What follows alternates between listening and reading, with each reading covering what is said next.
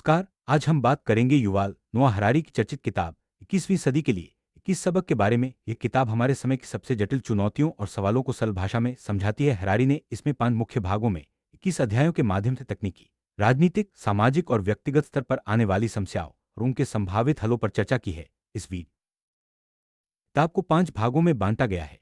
तकनीकी चुनौती, राजनीतिक चुनौती, हताशा और उम्मीद, सत्य और लचीलापन। हर भाग में अलग अलग विषयों पर चर्चा की गई है, जैसे मोहभंग, काम, आजादी, समानता, समुदाय, सभ्यता, राष्ट्रवाद, धर्म, विश्वास, आतंकवाद, युद्ध, विनम्रता, ईश्वर, धर्मनिरपेक्षता, अज्ञानता, न्याय, सत्य के बाद का युग, विज्ञान, कथा, शिक्षा, अर्थ और ध्यान। हरारी किताब की भूमिका में कहते हैं कि आज हम सूचना के सैलाब में डूबे हुए हैं। हर व्यक्ति के पास बहस में हिस्सा लेने का मौका है, लेकिन सही दिशा में सोच पाना मुश्किल हो गया है। रोजमर्रा की जिम्मेदारियों के बीच आम लोग बड़े सवालों पर ध्यान नहीं दे पाते, लेकिन इतिहास किसी को छूट नहीं देता। अगर आप बहस में शामिल नहीं होते तो भी उसके नतीजे आप पर असर डालेंगे। हरारी की पिछली किताबें सेपियंस और होमो डेयस मानव जाति के अतीत और भविष्य पर केंद्रित थी। सेपियंस ने बताया कि एक मामूली वानर कैसे पृथ्वी का शासक बना, जबकि होमो डेयस ने भविष्य की संभावनाओं और मानव के देवता बनने की संभावना पर विचार किया। कि इस सबक में हरारी वर्तमान को करीब से देखने की कोशिश करते हैं, पूछते हैं कि आज की सबसे बड़ी चुनौतियां क्या हैं। हरारी स्पष्ट करते हैं कि यह किताब किसी ऐतिहासिक आख्यान के बजाय सीखों के चैन के रूप में लिखी गई है। इसमें आसान जवाब नहीं है, बल्कि सोचने समझने के लिए प्रेरित किया गया है। किताब के कई अध्याय पाठ पत्रकारों और सहकर्मियों के सवालों के जवाब में लिखे गए हैं। कुछ अध्याय तकनीक, कुछ राजनीति, कुछ धर्म और कुछ कला पर केंद्रित हैं। सबसे महत्वपूर्ण सवाल यही है।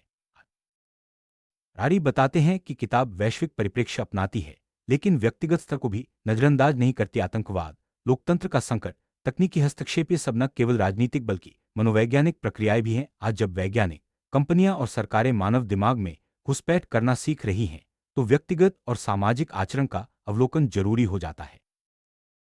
भूमंडलीकरण ने हमारे व्यक्तिगत आचरण और नैतिकता पर अभूतपूर्व दबाव डाला है। हरारी कहते हैं कि हम सभी एक जटिल जाल में उलझे हैं, जो हमारी गतिविधियों को सीमित भी करता है और हमारी छोटी छोटी हरकतों की खबर पूरी दुनिया तक पहुंचा देता है। हमारी निजी जिंदगी के वैश्विक आयाम का मतलब है कि अपने पूर्वाग्रहों और संस्थागत उत्पीड़न में अनजाने में भागीदारी को। किताब की शुरुआत ताजा राजनीतिक और तकनीकी दशा के सर्वेक्षण से होती है। 20वीं सदी के अंत में ऐसा लगा था उदारवाद ने फांसीवाद और साम्यवाद को हरा दिया है, लेकिन अब उदारवाद खुद संकट में है। सूचना तकनीक और जैव तकनीक की जुड़वा शक्तियां हमारे सामने ऐसी चुनौतियां पेश कर रही हैं जिनका सामना मानव जाति ने पहले कभी नहीं किया।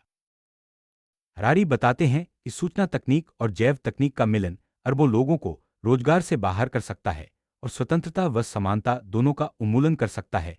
बिग डेटा एल्गोरिदम एक डिजिटल तानाशाही की रचना कर सकते हैं, जिसमें सारी शक्तियां एक छोटे से कुलीन वर्ग के हाथ में सिमट जाएंगी। हरारी कहते हैं कि तकनीकी परिवर्तन राजनीतिक एजेंडा का सबसे महत्वपूर्ण मुद्दा नहीं है।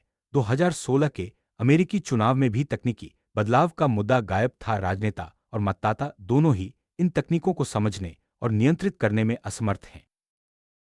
हरारी बताते हैं कि सूचना और जैव तकनीक न केवल समाज और अर्थव्यवस्था को, बल्कि हमारे शरीर और दिमाग को भी पुनः रच सकती हैं। अतीत में हम बाहरी दुनिया को नियंत्रित करना सीख चुके थे, लेकिन अपने भीतर की दुनिया पर हमारा कम नियंत्रण था। अब तकनीक हमें अपने दिमाग और भावनाओं को भी बदलने की शक्ति दे सकती है। हरारी चेतावनी देते हैं कि तकनीकी परिवर्तन का नेतृत्व करने वाले इंजीनियर, उद्यमी और वैज्ञानिक राजनीतिक निहितार्थों के प्रति जागरूक नहीं होते। संसद और राजनीतिक दल इस स्थिति से निपटने में असमर्थ हैं। तकनीकी बदलाव के खतरे को समझना और उस पर चर्चा करना समाजशास्त्रियों, दार्शनिकों और इतिहासकारों की जिम्मेदारी है। हरारी कहते हैं कि तकनीकी परिवर्तन के कारण अरबों लोग बेरोजगार हो सकते हैं। मशीन लर्निंग और रोबोटिक्स लगभग हर कार्य को बदल देंगे। कुछ लोग मानते हैं यह बदलाव बहुत जल्दी आएगा, जबकि कुछ का मानना है कि नए रोजगार भी बनेंगे। लेकिन इस बार स्थिति अलग हो सकती है, क्योंकि मशीनें अब न केवल शारीरिक बल्कि संज्ञानात्मक क्षमताओं में भी मनुष्यों को पछाड़ रही हैं। मशीनें अब न केवल शारीरिक बल्कि मानसिक क्षमताओं में भी मनुष्यों को चुनौती दे रही हैं। आर्टिफिशियल इंटेलिजेंस इंसानी भावनाओं और निर्णयों को समझने और उनकी नकल करने में सक्षम हो रही है।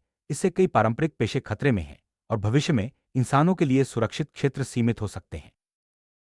हरारी मानते हैं कि तकनीकी बदलाव के साथ साथ नए रोजगार भी पैदा होंगे, जैसे कि एआई की देखरेख, डेटा विश्लेषण, साइबर सुरक्षा आदि। लेकिन ये नए रोजगार उच्च कौशल की मांग करेंगे, जिससे कम शिक्षित या अकुशल लोगों के लिए चुनौतियां बढ़ जाएंगी।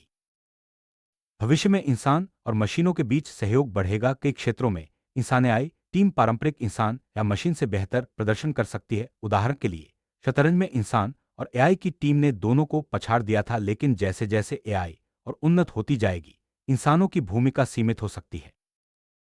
अगर तकनीकी बदलाव के कारण बड़ी संख्या में लोग बेरोजगार हो जाते हैं, तो हमें रोजगारोत्तर समाज, अर्थव्यवस्था और राजनीति के नए मॉडल खोजने होंगे। हरारी कहते हैं कि अतीत के सामाजिक, आर्थिक और राजनीतिक ढांचे इन चुनौतियों से निपटने के लिए अपर्याप्त हैं। हरारी यूनिवर्सल बेसिक इनकम यूबीए का विचार प्रस्तुत करते हैं, जिसमें सरकारें हर नागरिक को एक निश्चित राशि देती हैं ताकि उनकी बुनियादी जरूरतें पूरी हो सकें।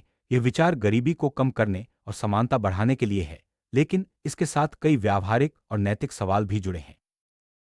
हरारी सवाल उठाते हैं कि बुनियादी जरूरतें क्या हैं? क्या केवल भोजन और आवास, या शिक्षा, स्वास्थ्य और इंटरनेट तक पहुंच भी?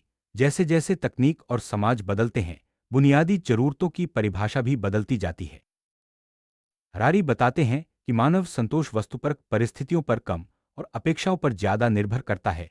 जैसे जैसे परिस्थितियां बदलती हैं, अपेक्षाएं भी बदलती हैं। इसलिए भले ही बुनियादी जरूरतें पूरी हो जाए, सामाजिक असंतोष और असमानता की भावना बनी रह सकती है।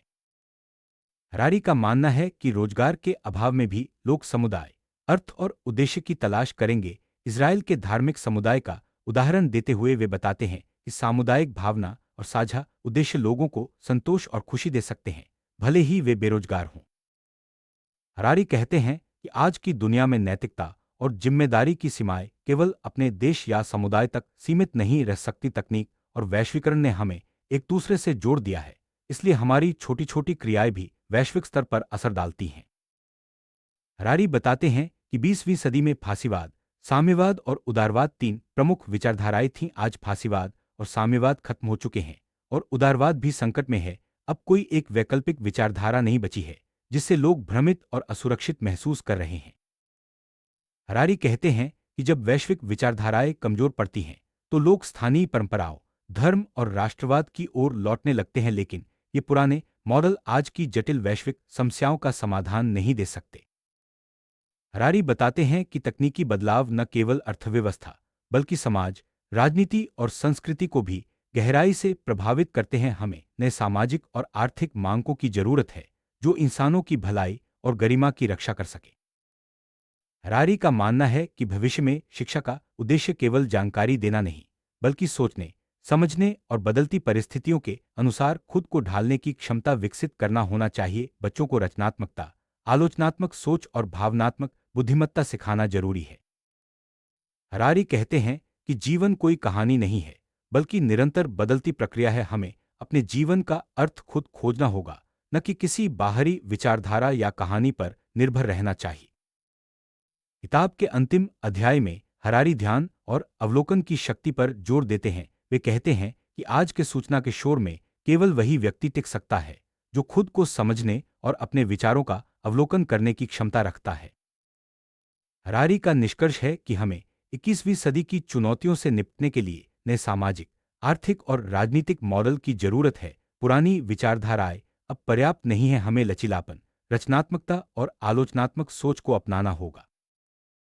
इस वीडियो के अंत में हम समझ सकते हैं कि 21वीं सदी के लिए 21 सबक केवल एक किताब नहीं, बल्कि सोचने का एक नया तरीका है। हरारी हमें अपने समय की जटिलताओं को समझने, सवाल पूछने और सक्रिय रूप से भाग लेने के लिए प्रेरित करते हैं। यह किताब हमें अपने भविष्य को बेहतर बनाने की दिशा में सोचने के लिए प्रेरित करती है।